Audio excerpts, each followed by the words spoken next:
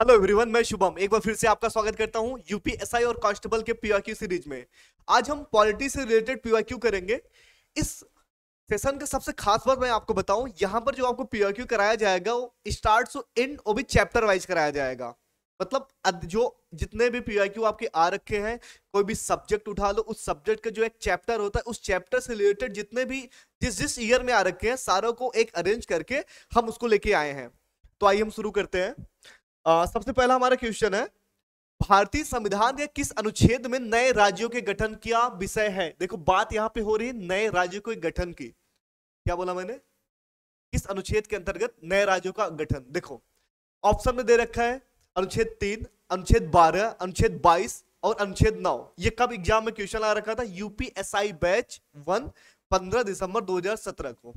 मैं आपको यहां पे क्लियर कर दूं, जो आर्टिकल 9 है ना, उसका मतलब ये होता है कि अगर कोई व्यक्ति जो है जो भारत का नागरिक था, अगर वो विदेश में जाके वहां नागरिकता ले लिया तो यहाँ की उसकी नागरिकता ऑटोमेटिक समाप्त हो जाती है। तो ये ऑप्शन होगा नहीं। जो आर्टिकल 22 है ना, ये बताता है कि भैया कानून में जो अगर आपकी गिरफ्तारी है तो होती है तो उससे रिलेटेड भी आपको कुछ संरक्षण या कुछ आपके अधिकार है उसके बारे में है। तो आर्टिकल 22 भी, ये 22 भी कैंसिल हो गया। और जो आर्टिकल 12 है ना, ये बताता है राज्य की परिभाषा के बारे में। राज्य का राज्य की परिभाषा मतलब डिफिनेशन क्या है। ओके, तो हमारे पास ऑप्शन कौन सा बचा? ऑप्शन ए, मतलब अनुच्छेद 3 के अंतर्गत ही नए राज्यों के गठन की बात की गई है।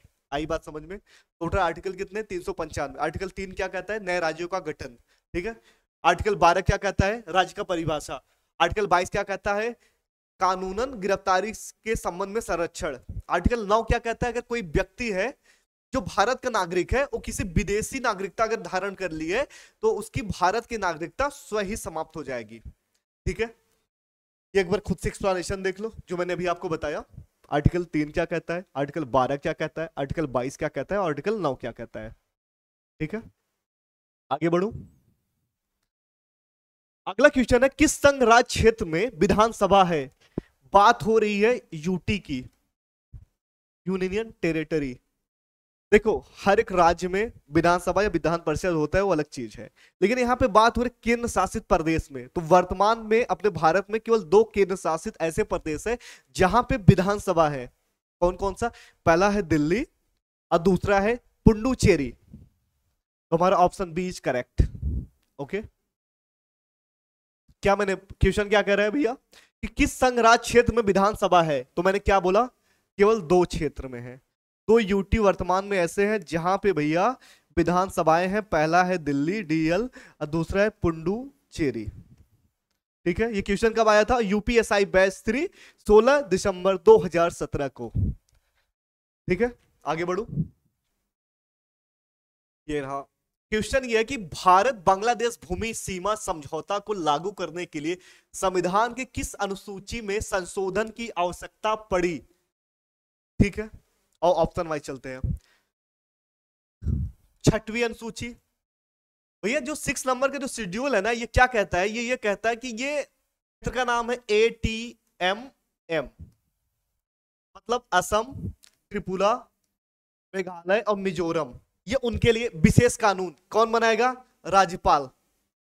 राज्यपाल, ये उनके लिए है। ये ट्रिक आपको हमेशा एग्जाम में काम आएगा। मैंने अगर बोलेगा कि 6वीं 6 नंबर का जो शेड्यूल है उसके अंतर्गत में कितने क्षेत्र आते हैं या कौन से राज्य आते हैं, तो आप क्या बताओगे?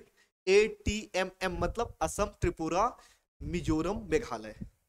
आई बात क्लियर यहां तक? अगर 7वीं अनुसूची के अंतर्गत पावर ऑफ सेपरेशन, मतलब यहां पे आपको संघ सूची, राज्य सूची और केंद्र सूची के समवर्ती सूची के विषय मिलेंगे। तो यहाँ और किस आर्टिकल के अंतर्गत आते हैं? 246।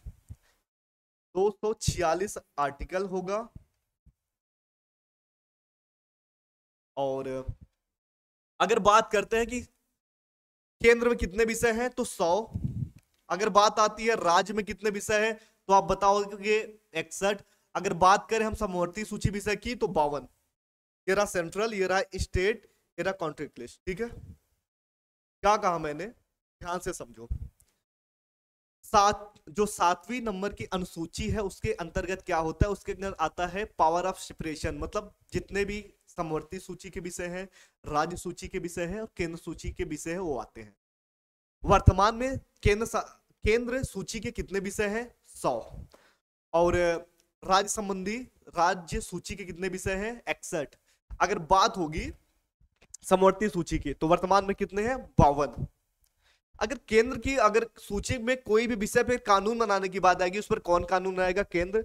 राज्य सूची के विषय पे केवल कौन बनाएगा, राज्य बना सकता है। लेकिन अगर बात राष्ट्रीय हित की होगी या और भी सारी चीजें जो मैं आपको आगे डिटेल में पढ़ाऊंगा, 5 ऐसे चीजें होती हैं कि राष्ट्रीय महत्व की बात आ गई या 2-3 राज्य मिलकर खुद ही ये बोले ये बातें, तो वहां पर भी केंद्र कानून बना सकता है। और समवर्ती सूची में कौन बनाएगा, ये दोनों, राज्य भी केंद्र भी। पर वहां पर अगर दोनों में कॉन्फ्लिक्ट होता है तो प्रायोरिटी किसकी दी जाएगी, संघ को। यहां तक आपको क्लियर है, ठीक है। अगर बात आती है 8वीं अनुसूची की, तो 8वीं अनुसूची के अंतर्गत क्या आता है, उसके अंदर भाषाएं आती हैं, जो 22 भाषाएं भारत में मान्यताएं मिली हैं उनका जिक्र है। तो उस हिसाब से हमारा ऑप्शन नंबर डी सही है। मतलब पहली अनुसूची के अंतर्गत ही भारत बांग्लादेश भूमि सीमा समझौता को लागू करने के लिए संविधान के एक अनुसूची में संशोधन करने की आवश्यकता पड़ी थी। यहां तक क्लियर है, आगे बढ़ू, ओके। अब अगला क्वेश्चन क्या है, ये देखो जो मैंने अभी आपको बताया, नोट डाउन करना चाहो नोट डाउन कर लो, स्क्रीनशॉट लेना चाहो स्क्रीनशॉट ले लो, मैं हट जाता हूं। अगला क्वेश्चन कहता है कि भारतीय संविधान में वर्तमान में कुल कितने अनुसूचियां हैं। बात कर रहा है वर्तमान की। जब देश आजाद, मतलब जब संविधान लागू हुआ था उस समय 8 अनुसूचियां थी, वर्तमान में 12 है। तो इसका आंसर क्या होगा, ऑप्शन सी इज करेक्ट, ठीक है। आगे चलते हैं। भारतीय संविधान की 6ठी जो नंबर की अनुसूची है उसमें निम्नलिखित में से कौन सा राज्य उल्लिखित नहीं है। अभी मैंने आपको कुछ देर पहले बताया 6 नंबर का जो अनुसूची है उसके अंतर्गत कौन कौन से राज्य आते हैं। मैंने आपको ट्रिक बताया था, ATMM, ये रहा असम, ये रहा त्रिपुरा, ये रहा मेघालय और ये रहा मिजोरम।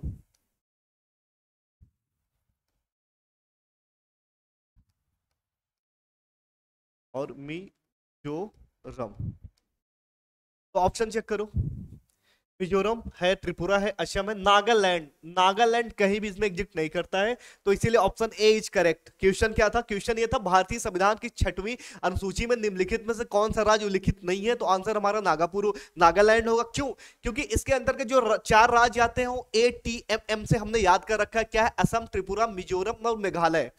इस पर कौन कानून बना सकता है, इनको स्वायत्तता दी गई है भैया अलग से, इस पर कानून जो बनाता है वो राज्यपाल बनाता है, ठीक है। और वहां का डीएम भी बहुत ज्यादा पावरफुल होता है और स्टेट के डीएम की तुलना में। यहां तक बात क्लियर है, आगे चलूं।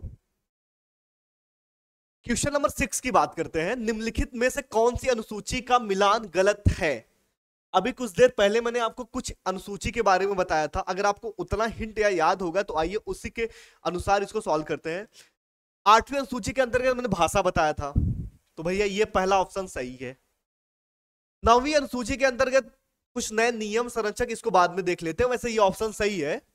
इसमें दे रहा है 12वीं अनुसूची के अंतर्गत नगर पालिकाओं का अधिकार है, बिल्कुल सही बात है। 11वां और जो 12वां नंबर का जो अनुसूची है, ये जब 73 और 74 अमेंडमेंट हुआ था पंचायती राज को लागू करने के लिए, जिसमें गांधी जी के आदर्श स्वरूप और उनका विजन दिखता है, ये उस समय की बात है।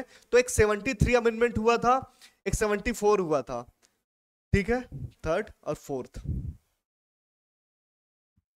3 में ग्राम के लिए था, 4th था और नगर के लिए था, ठीक है। ये आएगा भैया आपकी 12वीं अनुसूची, ये आएगा आपकी 11वीं अनुसूची में और ये आएगा 12वीं अनुसूची में, ठीक है। अब ध्यान से समझो, इसमें कह रहा है कि 12वीं अनुसूची में नगर पालिकाओं का अधिकार है, बिल्कुल सही बात है। 11वीं अनुसूची में कह रहा है अनुसूचित क्षेत्र और जनजातियों का प्रशासन है, बिल्कुल गलत बात है, क्योंकि 11वीं अनुसूची में मैंने अभी आपको बताया यहां पे ग्राम की बात हो रही, ग्राम पंचायतों के निर्माण की यहां पे बात होगी, जो 73 अमेंडमेंट के द्वारा जोड़ा गया था। ये प्रारंभ में जब संविधान लागू हुआ था उस समय नहीं बना था। बात क्लियर है। 73 एंड 74 अगर अमेंडमेंट में से जोड़ा गया तो 11वां और 12वां अनुसूची जोड़ा गया था। और अगर बात आती है अनुसूचित क्षेत्रों और जनजातियों का प्रशासन आपको किस अनुसूची में देखने को मिलता है, तो आप 5वीं बताओगे। ध्यान से समझो इसको, अच्छे से कंफ्यूज मत हो। अगर बात आती है अनुसूचित क्षेत्रों और जनजातियों का प्रशासन का किस अनुसूची में जिक्र है, तो आप 5th नंबर का बताओगे। अगर बात आएगी कि असम, त्रिपुरा, मिजोरम, मेघालय किस अनुसूची के अंतर्गत आते हैं, तो आप शेड्यूल 6 बताओगे। अगर बात आती है पावर ऑफ सेपरेशन की कि कहां पे राज्य सूची का विषय, केंद्र सूची का विषय है या समवर्ती सूची का विषय है, आप 7वें नंबर का शेड्यूल बताओगे। अगर बात आती है भाषाओं को लेकर के कि भारत में जो 22 आधिकारिक भाषाएं हैं कौन से अनुसूची में है, तो आप उसका 8वें नंबर का बताओगे। अगर बात आती है जो भूमि संरक्षित कुछ कानून जो सुरक्षित रखे गए हैं वो कौन से अनुसूची में आते हैं, तो आप 9वें नंबर का बताओगे। ठीक है। अगर बात आएगी कि ग्राम पंचायतों का निर्माण या ग्राम पंचायती संबंधी लेकर के, तो आप 11 नंबर की अनुसूची बताओगे। और बात आती है कि नगर पंचायत का, तो आप 12 नंबर की अनुसूची बताओगे। अगर आपसे पूछा जाए 73 एंड 74 अमेंडमेंट के द्वारा कौन सी अनुसूची जोड़ी गई, तो आप क्या बताओगे? 11 एंड 12 शेड्यूल जोड़ा गया। यहां तक खूब अच्छे से क्लियर है? आगे चलो। ठीक है, ये देखो जो मैंने अभी आपको बताया, यहां तक क्लियर है आपको? आगे बढ़ू। जब संविधान लागू हुआ तब इसमें कुल कितने अनुच्छेद थे? भैया बात हो रही 1950 की।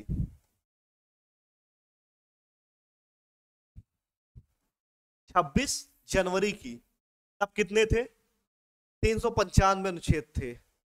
पर अगर वर्तमान में बात करूं करंट में, 450 से ज्यादा अनुच्छेद हैं। तो कितने थे? ऑप्शन इसका ए सही है। ठीक है, क्लियर है यहां तक? आगे चलूं। मैंने क्या कहा कि अगर बात होगी कि जब संविधान लागू हुआ तो कितने अनुच्छेद थे, 395 बताओगे। अगर वर्तमान में बात किया जाए तो 450 से ज्यादा आर्टिकल्स है, क्योंकि बहुत सारे संशोधन, बहुत सारी चीजें हो रही हैं, आपको तो पता ही है। ये सारा का सारा क्वेश्चन यूपीएसआई में आ रखा है, कोई कांस्टेबल में आ रखा है। आगे हो सकता है आपको ऐसे भी कुछ क्वेश्चन दिखे जहां पर नीचे ईयर एंड डेट मेंशन ना हो, तो आप परेशान नहीं होना, सारा क्वेश्चन आपका पीवाईक्यू का है। बस मेरे टाइपर की थोड़ी गलती है, वो जल्दी जल्दी करने के चक्कर में शायद भूल गया होगा, उसको पता था कि सर आज क्लास नहीं लेंगे। चलो क्वेश्चन नंबर 8 की तरफ आता हूं। ग्रैनविल ऑस्टिन द्वारा गढ़ा गया वह शब्द कौन सा है जिसका अर्थ है एक ऐसी व्यवस्था जो मजबूत केंद्रीय सरकार को जन्म देती है, लेकिन राज्य सरकारें भी केंद्रीय नीतियों के कार्यान्वयन में सहयोग करती हैं? इसका डायरेक्ट इसका आंसर है सहकारी संघवाद। इसमें आपको ज्यादा दिमाग नहीं लगाना है, इसका आंसर आपको याद कर लेना है, सहकारी संघवाद में ही ऐसा होता है। ठीक है, बात करते हैं क्वेश्चन नंबर 9 का। क्वेश्चन नंबर 9 क्या कर रहा है? कह रहा है कि भैया भारत के संविधान के मूल हस्तलिखित कॉपी कहां रखी गई है? मतलब जो जिसमें लिखा गया था सबसे पहला फॉर्मेट संविधान का, वो अभी कहां रखा गया है? तो आपका आंसर क्या होगा? संसद की लाइब्रेरी में रखा गया है। Option C is correct. Exam में आपसे पूछ लिया जाए कि मूल कॉपी इसकी कहां रखी गई है, तो आप क्या बताओगे? संसद की लाइब्रेरी में। क्योंकि क्वेश्चन रिपीट भी होते हैं, ऐसा नहीं एक बार क्वेश्चन आ गया दोबारा ये। भाई कोई एक टॉपिक है वो फिक्स हो रखा है, उससे आप कितने क्वेश्चन बना सकते हो? ईयर पूछेगा, प्लेस पूछेगा, या तो उसका नाम पूछेगा, तो उसको तोड़ तोड़ के पढ़ना सीखो चीजों को। ठीक है, ये देखो इसका एक खास बात बताऊं, ये किस में रखा गया है? ये संसद भवन की लाइब्रेरी में तो रखी गई है, लेकिन ये हीलियम के गैस से भरे कांच के बॉक्स में रखा गया है। अब आपके मन में आ रहा होगा कि हीलियम गैस से भरे ये कांच का बॉल तो बॉक्स से क्यों रखा गया है? इसमें रखने से क्या होता है कि हजारों साल तक जो भी कॉपी होती है उसमें दीमक नहीं लगते और काफी सुरक्षित रहती है, इसलिए उस पुस्तक को या फिर उस कॉपी को उसमें रखा गया है। क्लियर है यहां तक? आगे चलूं। अगला क्वेश्चन ये है कि भारत में पहली बार विधायिका में द्विसदनी व्यवस्था किसके द्वारा लागू की गई थी? देखो ये क्वेश्चन रिपीट हुआ। आपने अगर मेरा पहला पीवाईक्यू का लेक्चर देखा होगा तो उसमें आपको अच्छे से पता होगा कि मैंने इस पे अच्छे से डिटेल एक्सप्लेन किया होगा कि भैया जो 1919 का जो भारत शासन अधिनियम था, जिसका नाम है मॉन्टेग चेम्सफोर्ड सुधार भी नाम से जाना जाता है, कि इसके द्वारा ही अपने केंद्र में 2 स्तर पे देखने को मिलती है सदन। जो वर्तमान में लोकसभा राज्यसभा जैसा तो स्वरूप था, पर उसको लोकसभा राज्यसभा नहीं कहेंगे। ठीक है, ये देखो यहीं से शुरुआत हुई भैया। एक था राज्य परिषद, दूसरा था केंद्रीय विधानसभा, अपर हाउस। ये जो राज्यसभा की तरह काम करता था, ये जो था ये लोकसभा की तरह काम करता था। वर्तमान में अपर हाउस राज्यसभा को लोअर हाउस आपको लोकसभा को बोला जाता है। यहां तक चीज क्लियर हुई? क्वेश्चन देखो, आगे चलो। अगला क्वेश्चन क्या कर रहा है कि भारत का राष्ट्रीय प्रतीक सारनाथ का जो सिंह स्तंभ है ये कब अंगीकृत किया गया था?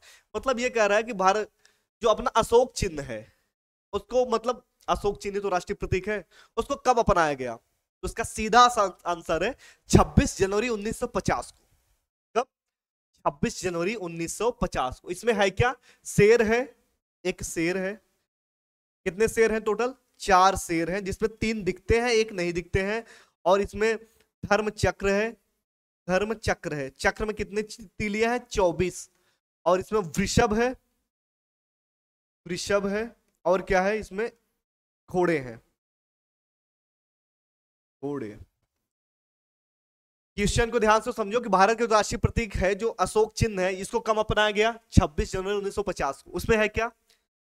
पहले उसका मेन, उसमें वाक्य क्या लिखा हुआ है? सत्यमेव जयते, मतलब सत्य की सदा ही विजय होती है। उसमें 4 शेर हैं, हालांकि दिख 3 रहे हैं, एक पीछे की तरफ है। वृषभ, घोड़े, धर्मचक्र, यही सारी चीजें हैं। ठीक है, आगे चलो। ये देखो,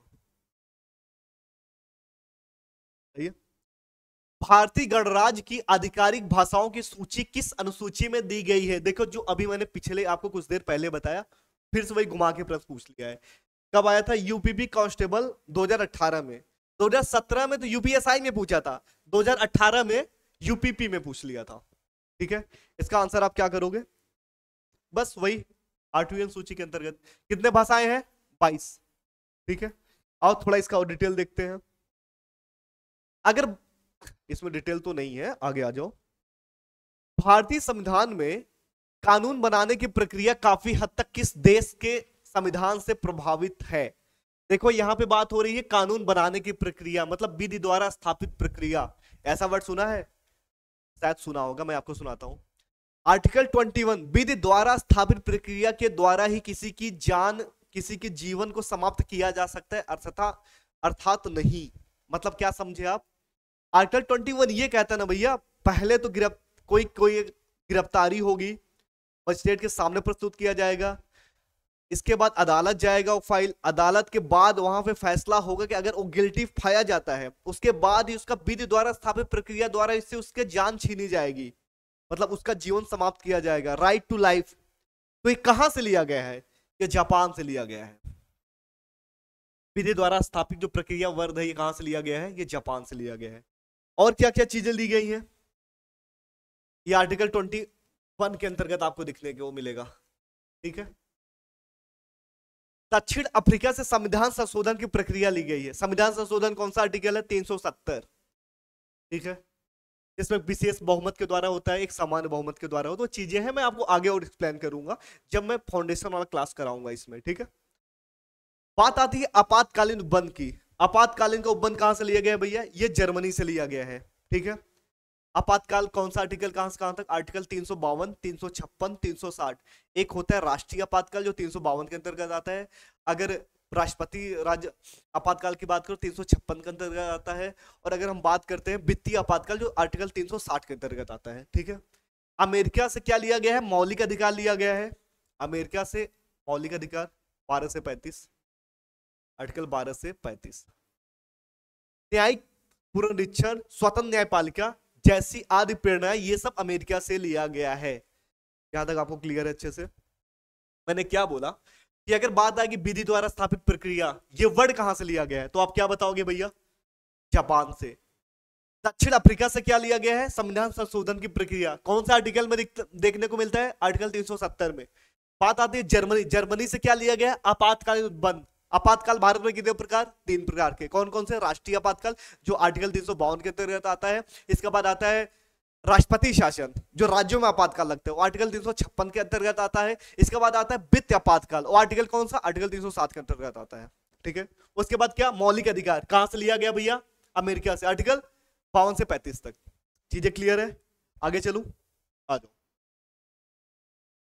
अगला क्वेश्चन है कि भारतीय संविधान सभा की संघ शक्ति समिति के अध्यक्ष कौन थे? देखो, अगर बात आएगी संघ की और बात आएगी प्रांत की, चंग में तो आग बंद करके आप ये पंडित पीटी नेहरू लगा देना, पंडित जवाहरलाल नेहरू जी, ठीक है, नेहरू। अगर बात है प्रांतों की, तो प्रांतों के अध्यक्ष कौन थे? पटेल जी, सरदार वल्लभ भाई पटेल, सरदार वल्लभ भाई पटेल जी। मैंने आपको एक ट्रिक दे दिया, क्या करना है, बात अगर संघ की आएगी तो जवाहरलाल नेहरू जी आपको टिक करना है, बात प्रांतों की आएगी तो आप किसका करोगे? सरदार वल्लभ भाई पटेल जी का। आओ थोड़ा आगे से डिटेल देखते हैं। इसका डी ऑप्शन सही है, जैसे मैंने आपको अभी बताया। अगला क्या है? पंडित जवाहरलाल नेहरू जी संघ समिति के अध्यक्ष थे, बिल्कुल सही बात है। डॉक्टर राजेंद्र प्रसाद, डॉक्टर राजेंद्र प्रसाद, देखो यहाँ पे एक बात आई संविधान सभा के अध्यक्ष की। संविधान सभा के अस्थायी अध्यक्ष कौन थे? आपको दूसरे पेज में बताता हूं, इधर देखो, डॉक्टर राजेंद्र प्रसाद। एक तो था संविधान सभा, ये रहा संविधान सभा। इसको बात होगी अगर अस्थायी अध्यक्ष की, अस्थायी तो होंगे डॉक्टर राजेंद्र प्रसाद, ठीक है। अगर बात होगी अस्थायी अध्यक्ष की, अस्थायी, तो कौन होंगे भैया? वो होंगे डॉक्टर सच्चिदानंद सिन्हा। मैंने क्या बोला? अस्थायी अध्यक्ष कब बनते हैं? ये 11 दिसंबर 1946 को। ये पहली बैठक कब हुई थी? 19 दिसंबर 9 दिसंबर 1946 को। संविधान सभा की पहली बैठक कब हुई थी? 9 दिसंबर 1946 को। संविधान सभा का पहला अस्थायी अध्यक्ष कौन था? डॉक्टर सच्चिदानंद सिन्हा। संविधान सभा का पहला अस्थायी अध्यक्ष कौन था? डॉक्टर राजेंद्र प्रसाद। संविधान सभा का पहली बार अस्थायी अध्यक्ष जो बना, उसकी डेट क्या थी, कब बना? मतलब अगर आपसे ऐसा क्वेश्चन पूछे कि डॉक्टर राजेंद्र प्रसाद अस्थायी अध्यक्ष कब बने, तो आप 11 दिसंबर 1946 बताओगे। यहां तक चीजें क्लियर है खूब अच्छे से? आगे चलूं, आ जाओ। 8वीं अनुसूची में भारत की कितनी भाषाओं को मान्यता प्राप्त है? देखो अभी मैं आपको पिछले यही क्वेश्चन आया था, इसमें थोड़ा सा आगे, इसमें डायरेक्ट पूछ लिया कितनी भाषाएं हैं। तो भैया टोटल भाषाएं हैं अभी वर्तमान में 22 है, लेकिन जब देश लागू, मतलब ये सब चीजें जब लागू हुई थी 8वीं अनुसूची, उस समय कितनी थी? 14 भाषाएं थी। बाद में सिंधी जोड़ी गई कब? 1967 में। 1992 में कोंकणी, मणिपुरी और नेपाली जोड़ी गई, 3 भाषाएं। 2003 में बोडो, संथाली, मैथिली और डोगरी जोड़ी गई। ये देखो आपके सामने है। मूलभूत में स्टार्टिंग में 14 भाषाएं थी, वर्तमान में 22 भाषाएं हैं। समय समय पे उनका संविधान संशोधन हुआ, या उसको संशोधन बोलो या फिर कोई एक्ट बना जिससे ये चीजें जोड़ी गई। संशोधन तो नहीं बोलेंगे, जो भी चीजें हैं आप देख लो इसको। तो 1967 में सिंधी जोड़ी गई, 1992 में कोंकणी, मणिपुर और नेपाली जोड़ी गई, 2003 में बोडो, संथाली और मैथिली और डोगरी जोड़ी गई। चीजें क्लियर है यहां तक? आगे चलो, आ जाओ। क्वेश्चन नंबर 16 की तरफ चलते हैं। भारत का संविधान मूल रूप से कितनी अनुसूचियों के साथ लागू हुआ था और वर्तमान में कितनी है? देखो फिर से रिपीट क्वेश्चन, ये भी क्या कह रहा है भैया, जब देश में संविधान बना था उस समय कितनी अनुसूचियां थी, वर्तमान में कितनी है? सिंपल सी बात है, जब देश बना था 8 थी, अभी वर्तमान में 12 है। तो इसमें देखो कोई ऑप्शन में दिख रहा है? बिल्कुल डी दिख रहा है, तो डी ऑप्शन इज करेक्ट। ठीक है, क्लियर है यहां तक? आगे चलूं। भारतीय संविधान का निर्माण किस सभा द्वारा किया गया था? देखो इसमें ऑप्शन देखना, लोकसभा द्वारा, राज्यसभा द्वारा, संविधान सभा द्वारा, या इनमें से कोई नहीं। इसमें नो डाउट, अरे यार ठीक है कोई बात नहीं, उत्तर आप लोगों ने देख लिया है। संविधान सभा द्वारा भारत का संविधान है उसका निर्माण हुआ था। लेकिन अगर बात आए कि कौन सा मिशन द्वारा, जो कैबिनेट मिशन था, भारत आया था, कैबिनेट मिशन द्वारा ही संविधान सभा बनाने की मंजूरी मिली थी। और टोटल कितने? 10 सभाएं, समिति ऐसे बनी थी। 10 समिति के बाद लोगों का हस्ताक्षर हुआ, तब जाके भारत का संविधान लागू हुआ। अगर यहाँ पे ऑप्शन में कैबिनेट मिशन होता, संविधान सभा बना दिया होता, तो कैबिनेट मिशन इसका आंसर होता। और अगर आपसे ये कहा जब संविधान लागू हो रहा था उस समय जितने भी सदस्य थे, टोटल कितने थे सदस्य, आपको मैंने पिछले लेक्चर में बता रखा है। मेरा क्वेश्चन यहाँ पे ये है कि कितनी महिलाओं ने इस पर हस्ताक्षर किया था, तो इसका आंसर 15 होगा। याद रखना, 10 समिति 15 महिलाएं थी। ठीक है, आगे चलूं क्वेश्चन को। क्या अगर ये भारत का संविधान किस सभा के द्वारा किया गया था, आप कैबिनेट मिशन बताओगे। संविधान सभा तो था ही, दोनों ऑप्शन में ऑप्शन को देख के आपको टिक करना है। ठीक है, आगे चलते हैं क्वेश्चन नंबर 18 की तरफ। देखो ये भारतीय संविधान को किस तिथि को अंगीकृत, अधिनियमित तथा आत्मपित किया गया था। मतलब ये कह रहा है कि भैया कि ये जो डेट दिया हुआ है, आप लोग देख के कंफ्यूज हो रहे हो। अगर वैसे ये डेट दिया होता कि 26/1/1950 तो आप लोग तुरंत कर लेते, लेकिन यहाँ पे विक्रम सत संवत की बात हो रही है, तो इसका ऑप्शन आंख बंद करके ये याद कर लो। ये तो पढ़ाने की चीज नहीं है, ये याद करने की चीज है कि मार्गशीर्ष शुक्ल सप्तमी संवत 2006।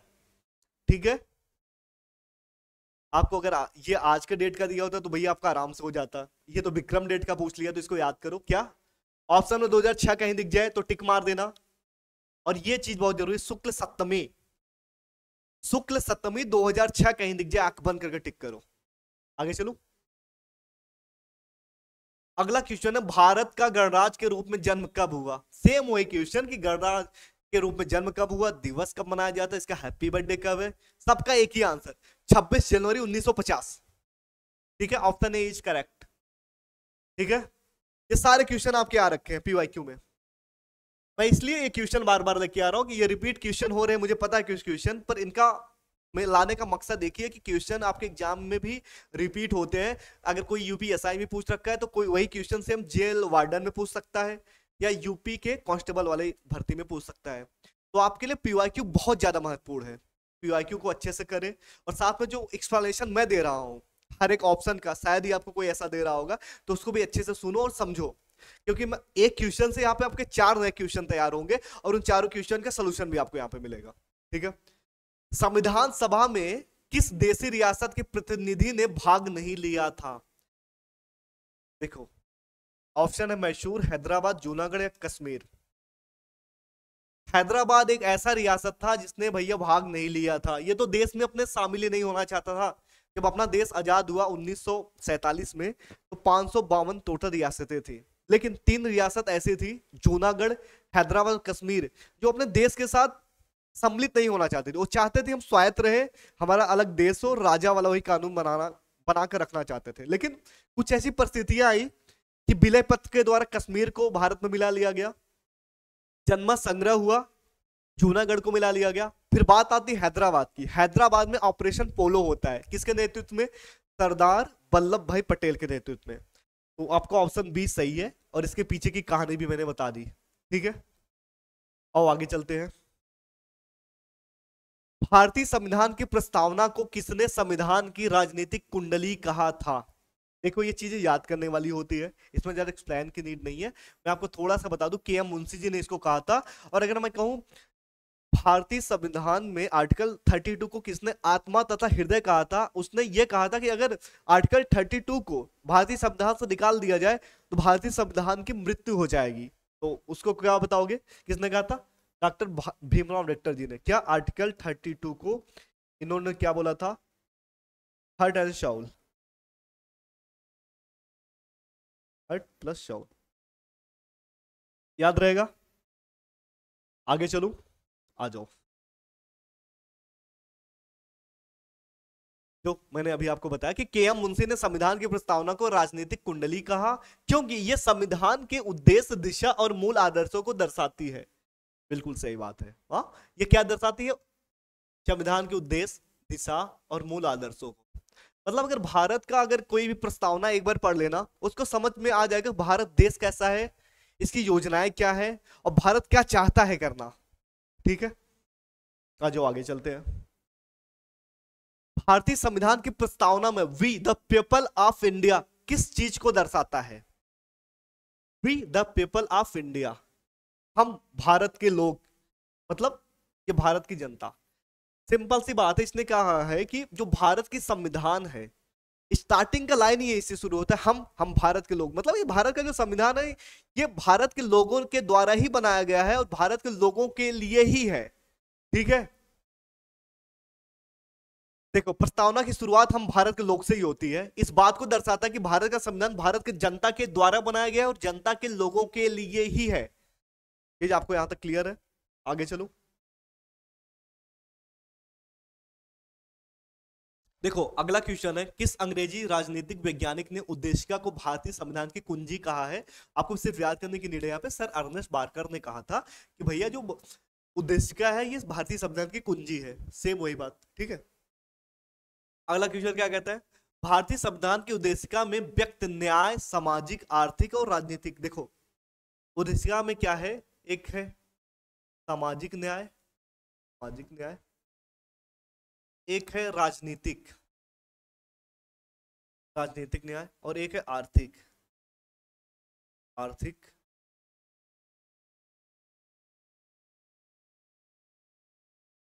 ये कहां से वर्ड लिया गया है? ये लिया गया रूसी क्रांति से। ठीक है, वहां के आदर्श है, वहीं के आदर्श से लिया गया है। क्वेश्चन कह रहा है कि भारतीय संविधान की उद्देशिका में व्यक्त न्याय, सामाजिक न्याय, आर्थिक न्याय, राजनीतिक न्याय का आदर्श किससे लिया गया है? तो ये वर्ड जो है रूसी क्रांति से लिया, ठीक है, वहीं से प्रेरित होके। अगला क्वेश्चन है, किस मामले में उद्देशिका को संविधान का हिस्सा माना गया? बहुत ही प्यारा क्वेश्चन है ये, ध्यान से याद करना।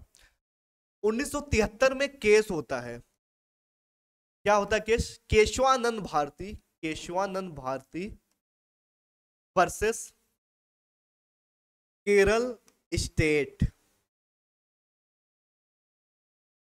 1973 में केस सर। इसके द्वारा यह कहा गया कि जो उद्देशिका है ये भारतीय संविधान का ही हिस्सा है और इसको कभी चेंज नहीं किया जा सकता, और आगे भी जितने भी केसेस आएंगे इसको ही कॉल ऑफ रिकॉर्ड, मतलब अगर सुप्रीम कोर्ट का कोई फैसला होता है उसको एक और भी राज्यों के लिए या स्टेट के जितने हाई कोर्ट होते हैं या कोई भी कोर्ट हो उसके लिए कॉल ऑफ रिकॉर्ड माना जाता है। मतलब उसका द्वारा दिया गया निर्णय के हिसाब से भी आप रेफरेंस पर किसी का भी जजमेंट आप सुना सकते हो कि इस केस में सुप्रीम कोर्ट ने ये फैसला दिया था, तो उसी के तहत हम भी ये फैसला दे सकते हैं। ये दे दिया। आज तबीयत थोड़ा ठीक नहीं है तो इसलिए आज 25 से क्वेश्चन कर पाए हम लोग। आगे से मेरे पूरा प्रयास रहेगा कि हम पूरा पीआईक्यू का 30 क्वेश्चन का सेट लेके आऊं, पूरा 30 का 30 करें। और अगर आपको क्लास पसंद आई हो तो प्लीज क्लास को शेयर करें और चैनल को सब्सक्राइब करें अगर नए हैं, और अपने दोस्तों के साथ भी शेयर करें और बताएं चीजों को। और आपका अगर कोई भी डाउट है तो आप कमेंट सेक्शन में जाकर पूछ सकते हैं, या फिर टेलीग्राम का वहां पे एक आईडी भी मेंशन है, उस पर भी आप अपना कोई भी डाउट पूछ सकते हैं। Thank you.